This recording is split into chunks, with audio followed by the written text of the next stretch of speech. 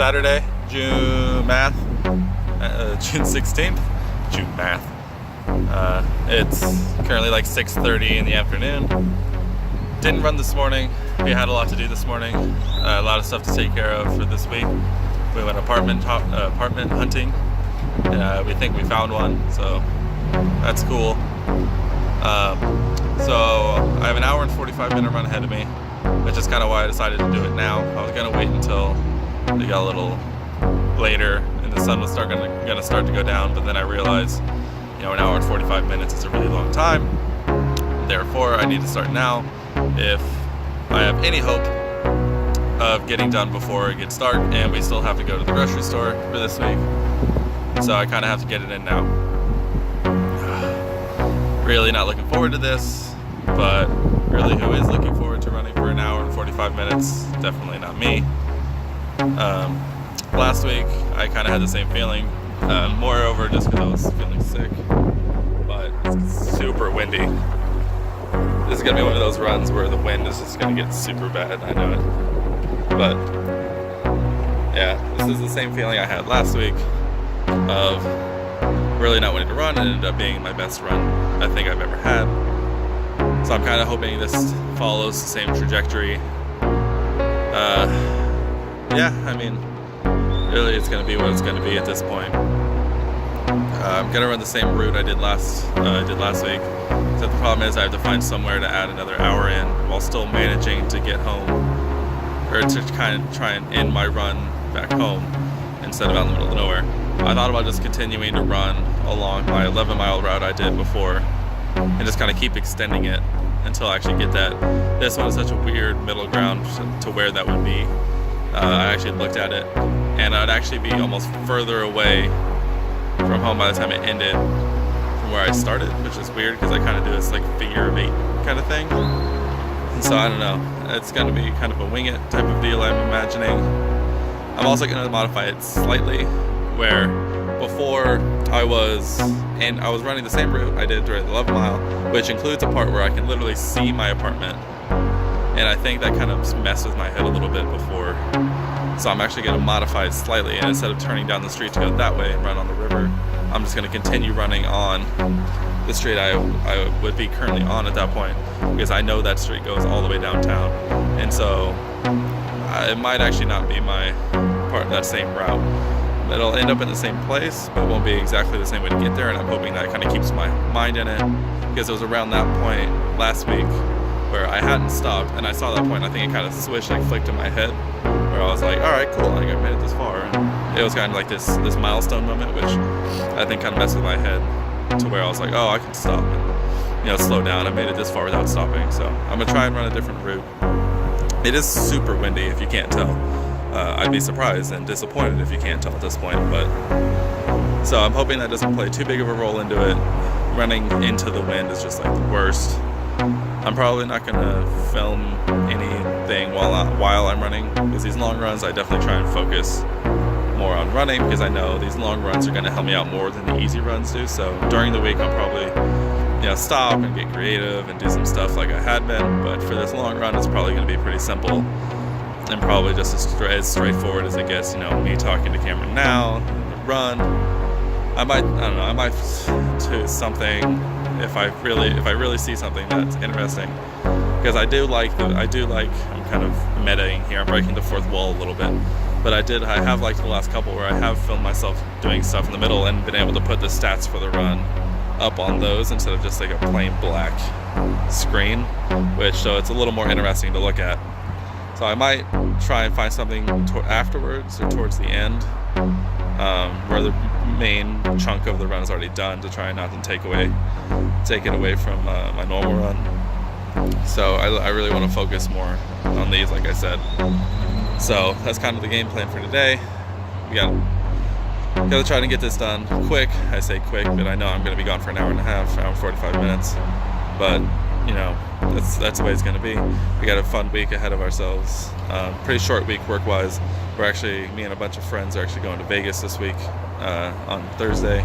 Going Thursday to Saturday to go to Vegas for a few days. So that'll be fun.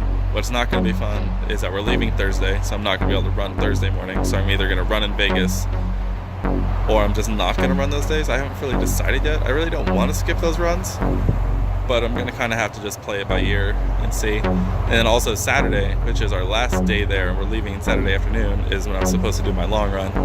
And so I've played with the idea of either waking up early and running Vegas, or waiting until we get home at like 9 o'clock at night and then like treadmilling it or something. I know the treadmills are kind of cheating, but I want to get it in, and I could just push it to Sunday, but I kind of don't like that idea.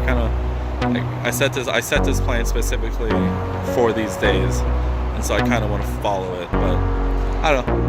We'll figure more of that out as the days come. That's kind of the sneak preview of later this week and kind of what's going to go through my head. I'm going to get stretched out because I definitely need to stretch more today because it's hot, the sun is out, and I have an hour and 45 minutes ahead of me. I'll see you after.